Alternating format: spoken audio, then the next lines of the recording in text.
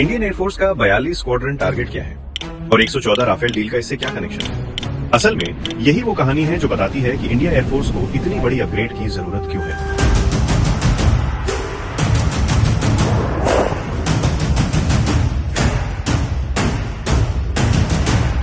इस समय Indian air force के पास लगभग 29 से 31 फाइटर स्क्वाड्रन, लेकिन एयरफोर्स का ऑफिशियल टारगेट है 42 फाइटर स्क्वाड्रन्स। क्यों? क्योंकि इंडिया को हमेशा चाइना और पाकिस्तान जैसे टू फ्रंट चैलेंज के लिए तैयार रहना पड़ता है, यानी एयरफोर्स को और ज्यादा फाइटर जेट्स चाहिए। और इसी वजह से इंडिया अब अपनी हिस्ट्री की सबसे बड़ी फाइटर जेट डील की तरफ बढ़ रहा है। इंडिया ने फ्रांस को 114 राफेल फाइटर जेट्स के लिए लेटर ऑफ रिक्वेस्ट भेज दिया है। अगर ये डील फाइनल होती है तो इसकी वैल्यू करीब 3.25 लाख करोड़ रुपए होगी और ये इंडियन एयरफोर्स की अब तक की सबसे बड़ी फाइटर एयरक्राफ्ट एक्विजिशन बन सकती है। 114 राफेल आने के बाद इंडिया का फाइटर फ्लीट काफी मजबूत होगा और 42 स्क्वाड्रन टारगेट के करीब पहुंचने में मदद मिलेगी। इस डील का एक और बड़ा एंगल है।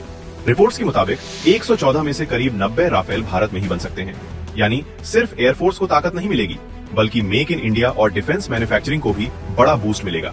बाकी 22 रफाल सीधे फ्रांस से फ्लाई अवे कंडीशन में आएंगे। एक तरफ तेजस MK-1A एयरफोर्स में शामिल हो रहा है, दूसरी तरफ इंडिया अपने फर्स्ट इंडिजिनस 5वें generation stealth fighter jet AMCA पर भी तेजी से काम कर रहा है। यानी पिक्चर कुछ ऐसी है: 36 Rafale already in service, 114 Rafale process में, तेजस मार्क 1A प्रोडक्शन में और AMCA फ्यूचर के लिए अंडर डेवलपमेंट। तो अगली बार जब आप 114 राफेल डील की खबर सुने, उसे सिर्फ एक डिफेंस परचेज मत समझिए।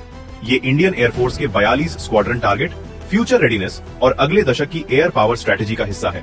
और यही वजह है कि इस डील पर सिर्फ इंडिया ही नहीं, चाइना और पाकिस्तान की भी नजर बनी हुई है।